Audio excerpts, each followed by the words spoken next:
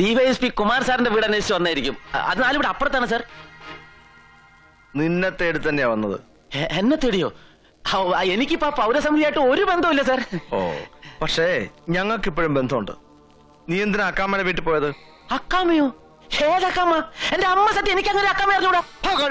കള്ളം പറയുന്നു. ഈ കാറിലല്ല നീ പോയത്? ഈ കാറിലോ? എന്റെ പൊന്ന് സാറേ, 2 ദിവസമായി കാർ സ്റ്റാർട്ട് ആക്കി തന്നെ.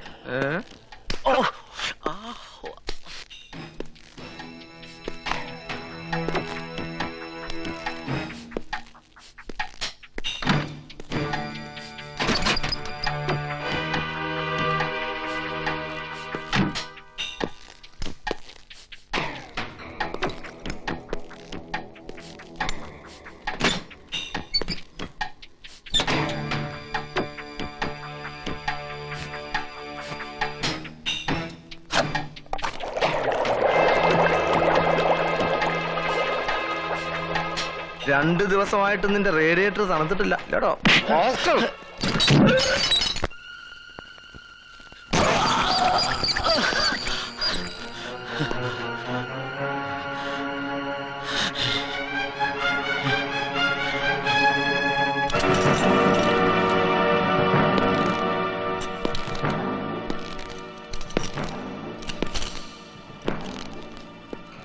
ഈ പണം അക്കാമ്മ നിനക്ക് എന്തിനാ തന്നത്? അക്കാമ്മയുടെ മകനെ കാട്ടിക്കൊടുക്കാതിരിക്കാൻ. നീ കാട്ടിക്കൊടുക്കാതിരിക്കാൻ അവൻ എന്ത് തെറ്റായത്? അത് അക്കാമ്മയുടെ മകൻ രജി.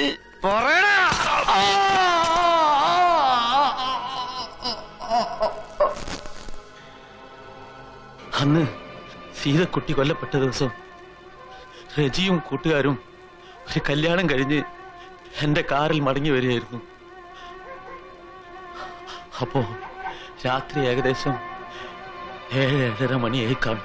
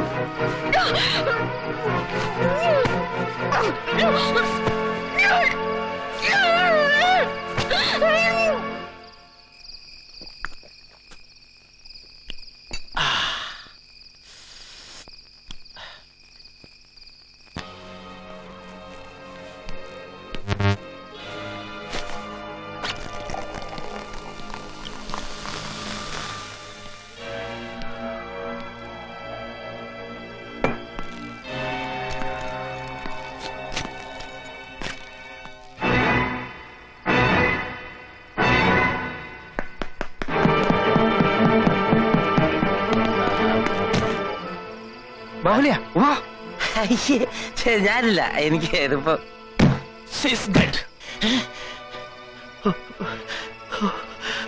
വാ.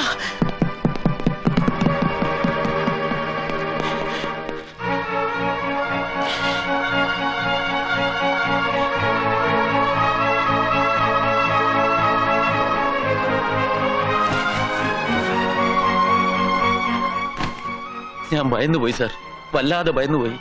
ബോഡി മറവ് ചെയ്യാൻ അപ്പൊ എനിക്ക് തോന്നിയില്ല. വിവരം ഞാൻ സുഗണ സാറിനെ അറിയിച്ചു. സാർ അക്കാമയെ അറിയിച്ചു. സാറ് പറഞ്ഞതനുസരിച്ച് ഡെഡ് ബോഡി കുളത്ത് കല്ല് കെട്ടി താത്തി. എന്തിനാ കോവിലത്തെ കുളത്തിൽ തന്നെ കൊണ്ടിട്ടത്? വേറെ ഇഷ്ടം പോലെ കുളങ്ങളുണ്ടല്ലോ ഈ രാജ്യത്ത്. അവിടെ തന്നെ ഇടാൻ പറഞ്ഞത് സൂണ സാറാ. എന്തിന്? എങ്ങാനും കേസ് കുത്തി പൊക്കി വന്ന പോലീസും ജനവും തമ്പുരാനെ സംശയിക്കണം. പൗരസമിതി ഉണ്ടാക്കിയതും സൂണം പറഞ്ഞിട്ടാ? അതെ, തമ്പുരാനെതിരെ ജനശ്രദ്ധ തിരിക്കാൻ വേണ്ടി. ഈ അക്കാമ ആരാ? അവരുടെ വീട് കോട്ടയത്താ. വിവാഹം കഴിഞ്ഞ് കുറെ കാലം ഭർത്താവിനോടൊപ്പം അമേരിക്കയിലായിരുന്നു. ഭർത്താവ് മരിച്ച ശേഷം ഹിന്ദിയിലേക്ക് മടങ്ങി. അയാള് ചത്തതോ അതോ അവള് കൊന്നതോ? ഇപ്പോ ഒരു കാര്യം കൂടെ വ്യക്തമായി. ശാലിനിയുടെ ചേച്ചിയുടെ ഭർത്താവ് മുരളി എങ്ങനെ അമേരിക്കയിലെത്തിയെന്ന്. അത് അക്കാമയുടെ ഇൻഫ്ലുവൻസ് തന്നെ. അക്കാമ ഇപ്പൊ നാട്ടിലെന്ത് ചെയ്യുന്നു? ഒരുപാട് ബിസിനസ് ഉണ്ട്, വലിയ കോടീശ്വരിയാ. ആ നിർഗുണനും അവളും തമ്മിൽ എന്താ ബന്ധം?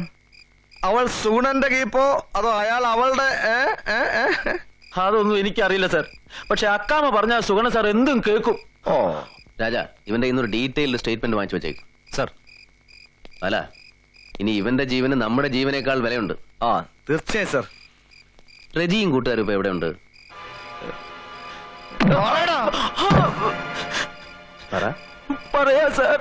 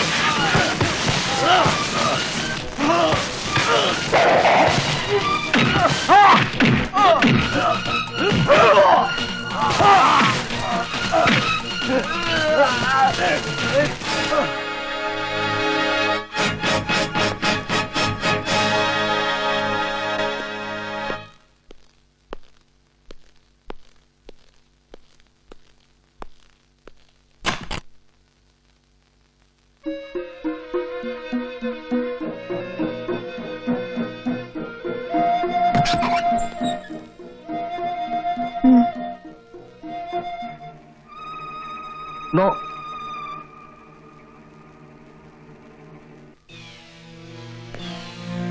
ബിന്ദുവിനെ അവരെ ഐഡന്റിഫൈ ചെയ്യാൻ കഴിയുമോ സർ? ഇനി അഥവാ കഴിഞ്ഞാലും ആ കേസ് റിപ്പോർട്ട് ചെയ്യാത്ത സ്ഥിതിക്ക് വല്ല പ്രയോജനം ഉണ്ടാവുമോ?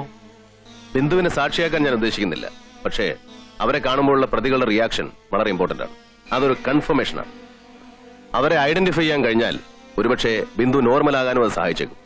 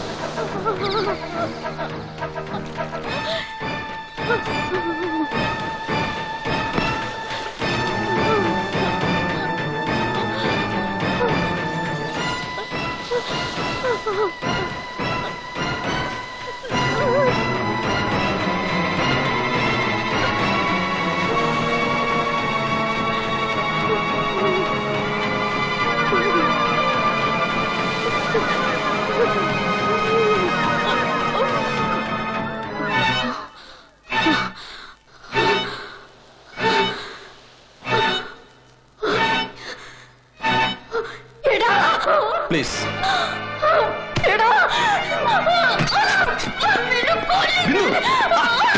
എന്താ കാണിക്കുന്നത്?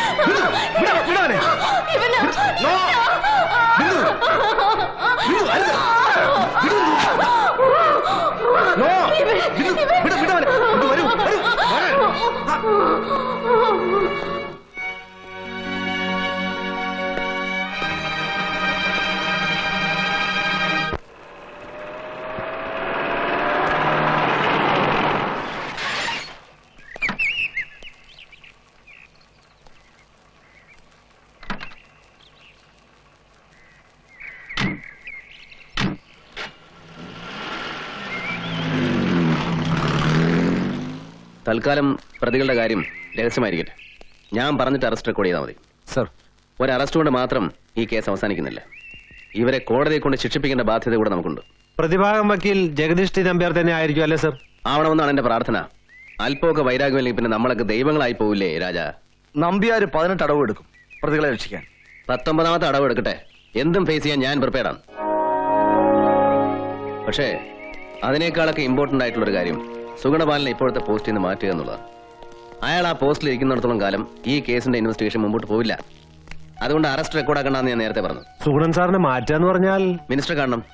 എനിക്ക് അദ്ദേഹത്തെ നേരത്തെ അറിയാം. ഇതുവരെ ഞാൻ ഒരു കാര്യത്തിന് അങ്ങനെ കണ്ടിട്ടില്ല. പക്ഷേ ഇക്കാര്യത്തിന് കണ്ടല്ലേ പറ്റൂ. വേറെ വഴിയില്ല. ഓക്കെ.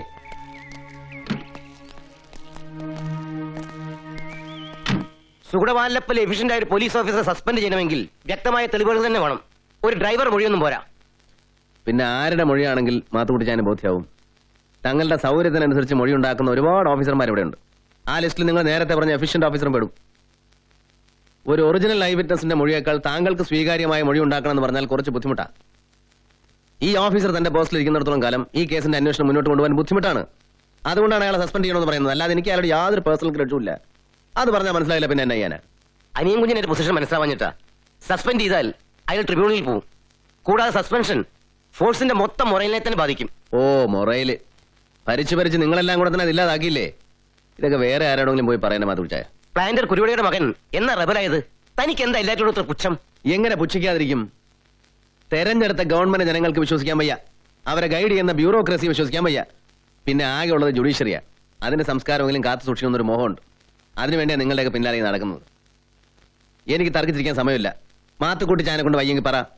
ഈ നാട്ടിലൊരു ഹൈക്കോടതി ഉണ്ട്. അവർക്ക് ബോധ്യമാകാൻ ഈ തെളിവൊക്കെ മതി. ശരി സർ.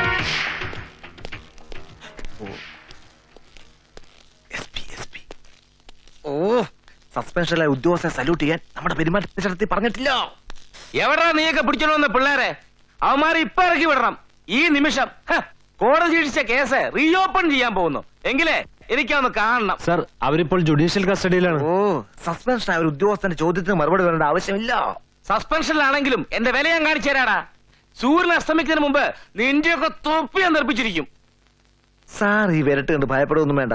എന്തുവാടാ കൂടെ കൂടെ നീ അവരെ ചെവി കടിച്ചിരുന്നത്? വേറൊന്നുമല്ല, ഡയൻ സാറിന് ഇപ്പൊ ഭയങ്കര മാറ്റം. കുറേശ്ശെ തെറിയൊക്കെ പറയാൻ തുടങ്ങിയിട്ടുണ്ട്.